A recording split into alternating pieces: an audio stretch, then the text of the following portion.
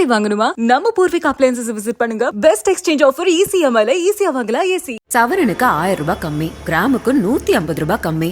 இந்த மாதிரி ஆஃபர் எல்லாம் லலிதா ஏன் கொடுக்கறது இல்ல? கோல்ட் ரேட்டை எப்படிங்க குறைக்க முடியும்? 500 ரூபாய் நோட்டை 400 ரூபாய்க்கு தர மாதிரி இருக்கு. கோல்ட் ரேட்ல டிஸ்கவுண்ட்னாலே வேஸ்டேஜ்ல ஏத்திருக்காங்கன்னு தான் அர்த்தம்.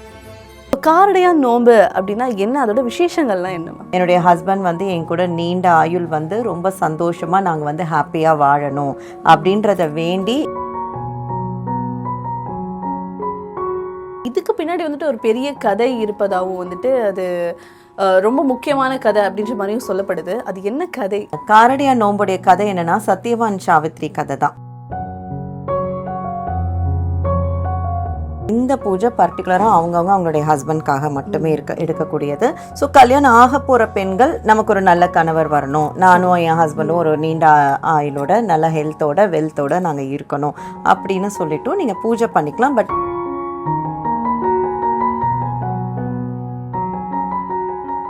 லயன் அரேபியன் டேட்ஸ், இப்போ அது லயனா டேட்ஸ். லயனா பிரீமியம் டேட்ஸ், சுத்தம், சுவை மற்றும் ஆரோக்கியம். பிஹைண்ட் பக்தி நேயர்களுக்கு வணக்கம். இன்னைக்கு நம்ம எதை பத்தி பேச போறோம் அப்படின்னா, காரடையான் நோன்பு. நிறைய பெண்கள் இந்த ஒரு காரடையான் நோன்பை கண்டினியூஸா பண்ணிட்டு இருக்காங்க. இன்னுமே சில பேருக்கு இந்த காரடையான் நோன்புல சரியான ஒரு புரிதல் இல்லை. ஸோ இந்த காரடையான் நோன்பை பத்தி நம்ம கிட்ட எனக்கு நிறைய விஷயங்கள் பகிர்ந்துக்கிறதுக்கு மீனாட்சி அவர்கள் இணைஞ்சிருக்காங்க. வணக்கம். வணக்கம் வைஷு. வாரம் லா ஆஃப் அட்ராக்ஷன் பத்தி நிறைய விஷயங்கள் பேசிட்டே இருக்கோம். ரொம்ப இன்ட்ரெஸ்டிங்கான கண்டென்ட்ஸ்லாம் பேசிட்டு இருக்கோம். இந்த தடவை உங்களுக்கு ஆன்மீகம்ல சில இன்ட்ரெஸ்ட் இருக்கிற மாதிரி நீங்க சொல்லியிருந்தீங்க. கண்டிப்பா இந்த நோம்பு பத்தி உங்ககிட்ட கேட்டா சரியா இருக்கும் அப்படின்ற மாதிரி தோணுது. ஸோ காரடையான் நோம்பு அப்படின்னா என்ன, அதோட விசேஷங்கள்லாம் என்னமா? ஆன்மீகத்துல கொஞ்சம் இல்லை, நிறையவே ஈடுபாடு இருக்கு. ஸோ எனக்கு கோவில் போறதோ பூஜை பண்றதோ அவ்வளோ பிடிக்கும். ஸோ காரடையான் நோம்பு அப்படின்றது நிறைய பேர் இப்போ ரீசண்டாக அதை கும்பிட ஆரம்பிச்சிருக்காங்க. ஸோ ஆக்சுவலி காரடையான் நோம்புனா என்ன அப்படின்னா, ஒவ்வொரு சுமங்கலி பெண்களும் அவங்களுடைய ஹஸ்பண்டுடைய லைஃப், அவங்களுடைய ஹெல்த்துக்காக, அவங்களுடைய வெல்த்துக்காக, என்னுடைய ஹஸ்பண்ட் என் கூட நீண்ட ஆயுள் ரொம்ப சந்தோஷமாக நாங்கள் ஹாப்பியாக வாழணும் அப்படின்றத வேண்டி இருக்கக்கூடிய ஒரு நோன்பு, ஒரு விரத முறை தான் இந்த காரடையான் நோன்பு. இதுக்கு பின்னாடி ஒரு பெரிய கதை இருப்பதாகவும் அது ரொம்ப முக்கியமான கதை அப்படின்ற மாதிரியும் சொல்லப்படுது. அது என்ன கதை? காரடையான் நோம்புடைய கதை என்னன்னா, சத்யவான் சாவித்ரி கதை தான். ஸோ நிறைய பேருக்கு சத்யவான் சாவித்ரி கதை தெரிஞ்சிருக்கும். ஸோ எனக்கு தெரிஞ்ச கதையை தான் நான் உங்களோட ஷேர் பண்ணுறேன். ஸோ இந்த சத்யவான் சாவித்ரினா என்னன்னா, சாவித்ரி ஒரு பெரிய ஒரு அரசரோட ஒரு பெண்.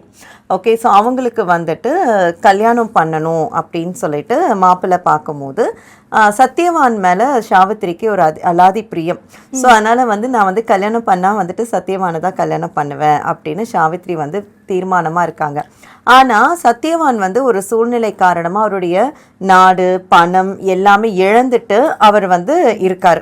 ஸோ அதனால ராஜா என்னதான் இருந்தாலும் செல்லமாக வளர்த்த பொண்ணு இல்லையா, நீங்கள் எப்படி போய் அங்கே கஷ்டப்படுவியே, காட்டிலலாம் நீ என்ன பண்ணுவ, அவருக்கு எதுவுமே இல்லையே அப்படின்னும் போது, இல்லை நான் இவரை தான் கல்யாணம் பண்ணிப்பேன் அப்படின்னு சொல்லிட்டு.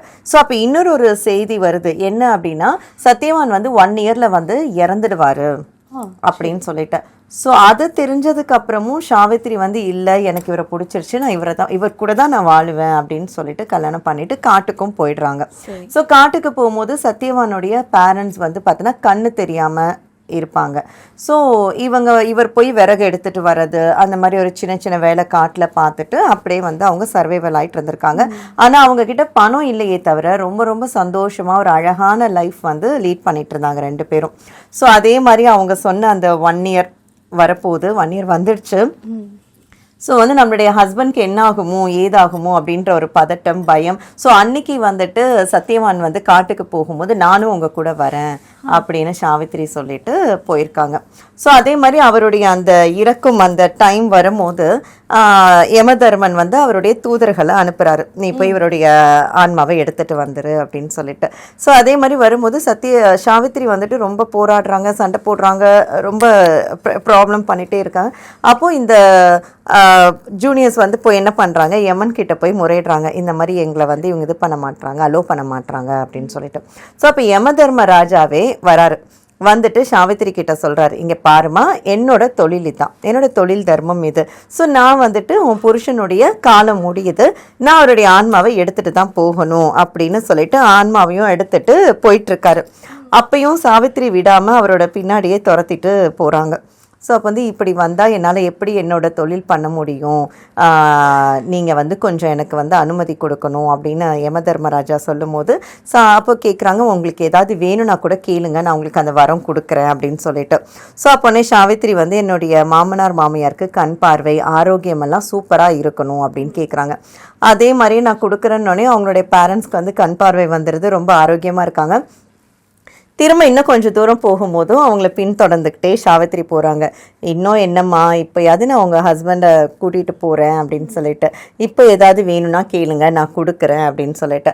என்னோடய ஹஸ்பண்ட் இழந்த சொத்து, அவருடைய நாடு, பணம், செல்வாக்கு எல்லாமே உங்களுக்கு திரும்ப கிடைக்கணும் அப்படின்னு சொல்லிட்டு அதே மாதிரியே பண்ணுறேன்னு அந்த வரத்தையும் கொடுத்துட்றாரு. திரும்பவும் சாவித்திரி விடாமல் யம தர்மராஜாவை துரத்துட்டு இருக்காங்க. இப்போ என்னதாம்மா வேணும், நான் கடைசியாக கேட்குறேன், ஒரு வரம் கேளுங்க, நான் கொடுத்துட்டு நான் உங்கள் ஹஸ்பண்டோட ஆத்மாவை எடுத்துகிட்டு போகிறேன் அப்படின்னு.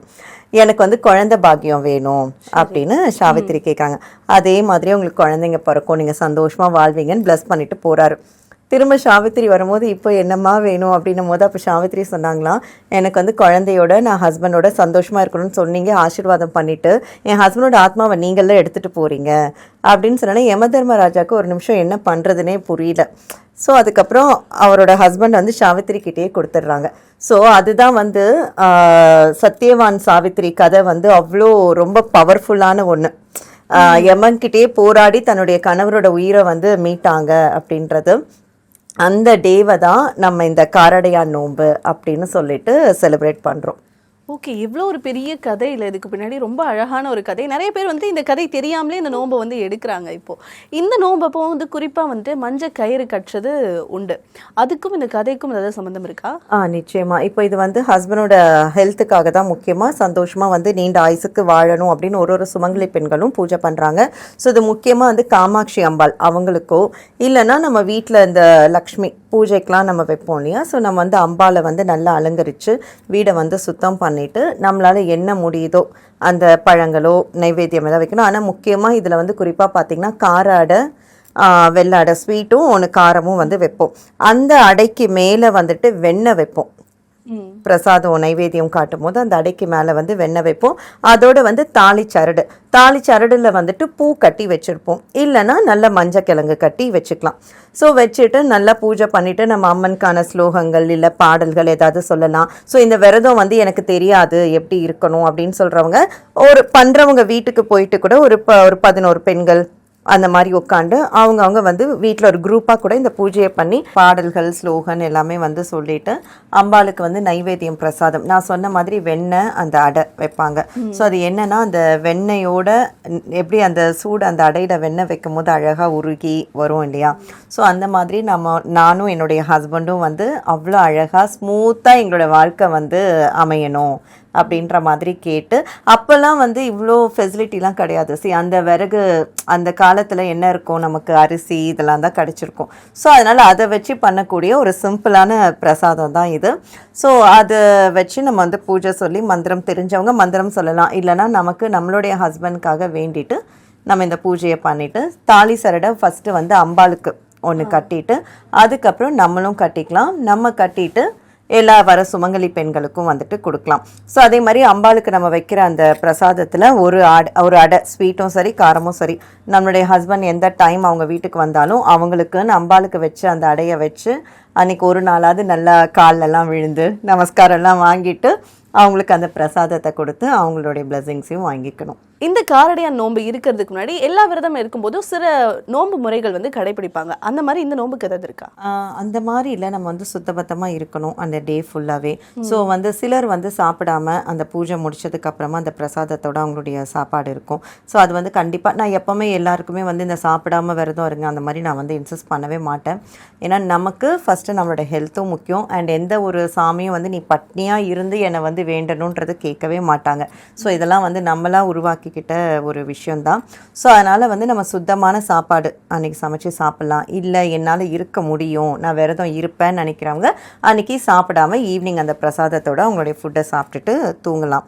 ஸோ அதே மாதிரி வந்துட்டு கல்யாணம் ஆன பெண்கள் நான் சொன்ன மாதிரி அப்போல்லாம் வந்து இது வந்து சில பேர் தான் இதை கும்பிடணும், சிலர்லாம் வந்து இதை கும்பிடக்கூடாது அப்படின்ட்டுலாம் ஒரு ரெஸ்ட்ரிக்ஷன்ஸ் வந்து இருந்தது முன்னொரு காலத்தில்.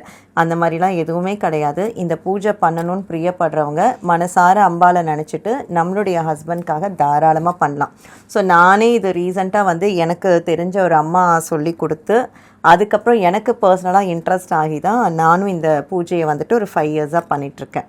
குறிப்பா இந்த ஒரு வேண்டுதல் மட்டும் அப்படின்ற மாதிரி இல்லை, எந்த இதுவாக இருந்தாலும் நம்ம இந்த நோன்பு எடுக்கலாமா? இல்லை, இந்த பூஜை பர்டிகுலராக அவங்களுடைய ஹஸ்பண்ட்காக மட்டுமே எடுக்கக்கூடியது. ஸோ கல்யாணம் ஆக போகிற பெண்கள் நமக்கு ஒரு நல்ல கணவர் வரணும், நானும் என் ஹஸ்பண்டும் ஒரு நீண்ட ஆயுளோட நல்ல ஹெல்த்தோட வெல்த்தோட நாங்கள் இருக்கணும் அப்படின்னு சொல்லிட்டு நீங்கள் பூஜை பண்ணிக்கலாம். பட் சரடுன்றது கல்யாணம் ஆன பெண்களுக்கு கொடுப்பாங்க. இப்போ இருக்கிற மாடர்ன் லைஃப் ஸ்டைலில் வந்துட்டு இந்த நோன்பு இந்த விஷயங்கள்லாம் வந்து எல்லாரும் கடைப்பிடிக்கிறாங்களா அப்படின்னா கண்டிப்பாக இல்லை. ஸோ அவங்களோட நேரத்துக்கு கன்வீனியண்ட்டாக இருக்கிற மாதிரி ஏதாவது ஒரு பூஜையில வந்து கலந்துக்கலாம். இந்த பூஜை வந்து எங்காவது நடக்குது அப்படின்னா என்ன மாதிரியான இடங்கள்? எல்லா கோவில்கள்ல அன்னைக்கு வந்து சிறப்பு வழிபாடு ஜென்ரலாகவே வந்து இருக்கும். இது வந்து அவங்கவுங்க வீட்டில் அவங்கவுங்க செய்யக்கூடிய ஒரு பூஜை முறை தான். ஆனால் நம்மளுடைய கோவில், இப்போது நமக்கு வந்து சாலிகிராமத்தில் ஒரு கோவில் வந்து நான் பராமரிச்சுட்டு வரேன். ஸோ அந்த கோவிலில் பார்த்தீங்கன்னா இந்த காரடையான் நோன்பு அன்னைக்கு, அதாவது நாளைக்கு வந்துட்டு பார்த்தீங்கன்னா ஈவினிங் 6லேருந்து 8 o'clock வரைக்கும் பூஜை நடக்கும். ஓகே, இது எப்படின்னா அந்த மாசி மந்த் முடிஞ்சு பங்குனி ஆரம்பிக்கிற நாள் தான் இந்த காரடையான் நோன்புடைய விரத நாள். ஸோ அது நாளைக்கு வரதுனால நாளைக்கு வந்து கோவிலில் சிறப்பான பூஜை இருக்கும், அம்பாளுக்கு அலங்காரம் இருக்கும். ஸோ நீங்கள் சொன்ன மாதிரி நம்மளால் பண்ண முடியாது, இல்லை இதில் கலந்துக்கணும்னு ஆசை இருக்குது, இதை பற்றி தெரியாது அப்படின்னு நினைக்கிறவங்க சாலிகிராமத்தில் இருக்கக்கூடிய நம்மளுடைய கோவிலுக்கு வரலாம். முப்பெரும் தேவியர் ஆலயம். அங்கே வந்தீங்கன்னா 6 to 8 சூப்பரான பூஜை நடக்கும்.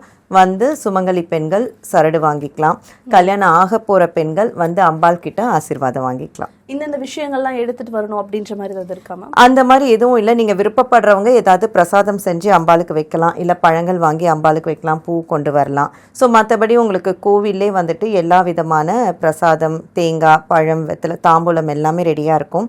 ஸோ நீங்கள் வந்து அம்மாவை ஜம்முன்னு கும்பிட்டுட்டு நீங்கள் பிரசாதம் வாங்கிக்கலாம். ஸோ முப்பெரும் தேவி கோவில் அப்படின்ற மாதிரி சொன்னீங்க. இந்த பூஜையை தவிர்த்துட்டு இந்த கோவில் என்ன மாதிரியான விசேஷங்கள்லாம் இருக்குது, என்ன மாதிரி பூஜைகள்லாம் நீங்கள் நடத்துகிறீங்க? இந்த கோவிலில் எல்லா விதமான அபிஷேகம் ஆராதனை டெய்லி அம்பாளுக்கு நடக்கும். ஸோ அதே மாதிரி சிவனுக்கு பிரதோஷ நாட்களில் நடக்கும். முருகர் இருக்கார், அவருக்கு வந்து சஷ்டி, கிருத்திகை இதுக்கெல்லாமே நடக்கும். சித்ரா பௌர்ணமி ரொம்ப ரொம்ப விசேஷமாக இருக்கும். அண்ட் இந்த கோவிலில் வந்து புத்து இருக்குது.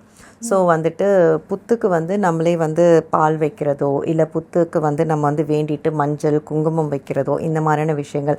பின்னாடி நாக தர்பார் இருக்குது, அங்கே வந்து நம்மளே வந்து ஏதாவது ஒரு வேண்டுதல் வச்சுட்டு, அதுவும் குறிப்பாக வந்து கல்யாணம் ஆகணும் அப்படின்னு நினைக்கிறவங்க அம்பாளுக்கு வந்து நல்லா நீங்களே உங்கள் கையால் அபிஷேகம் பண்ணலாம். ஸோ பஞ்சமி அன்னைக்கு வராகிக்கு பூஜை இருக்குது. இந்த மாதிரி எல்லா சாமிக்கும் அவங்கவுங்களுக்கான பூஜைகள் வந்து நடக்குது. கண்டிப்பாக. ஸோ எல்லாருக்குமே வந்துட்டு இந்த கோவில் ரொம்ப இதுவாக இருக்கும் அப்படின்ற மாதிரி நினைக்கிறேன். குறிப்பாக வந்து பெண்களுக்கு, ஏன்னா கோவிலையும் சரி இந்த பூஜையிலையும் சரி பெண்களுக்கு நிறையா வந்துட்டு இது கொடுக்குற மாதிரி இருக்குது. இந்த கோவில் எந்த இடத்துல சரியாக இருக்குது அப்படின்ற மாதிரி சொன்னீங்கன்னா நம்ம நேயர்களுக்கு கொஞ்சம் உதவியாக இருக்கும். இது வந்து வலம்புரி விநாயகர் ஸ்ட்ரீட்டில் சாலிகிராமத்தில் வந்து அமைஞ்சிருக்கு. ஸோ ஃபர்தராக ஏதாவது டீட்டெயில் வேணும் அப்படின்னா இந்த நம்பருக்கு காண்டாக்ட் பண்ணால் கூட அட்ரஸ் எல்லாமே கைட் பண்ணலாம். சிறப்பு மேம். காரடையான் நோன்பு பற்றியாக இருக்கட்டும், கோவில் பற்றியாக இருக்கட்டும், மக்களுக்கு வந்துட்டு ஒரு நல்ல விழிப்புணர்வு வந்து ஏற்படுத்தியிருக்கீங்க. நன்றி. Thank you so much Vaishu. முடிஞ்சால் நீங்களும் கோவிலுக்கு நாளைக்கு வாங்க. கண்டிப்பாக.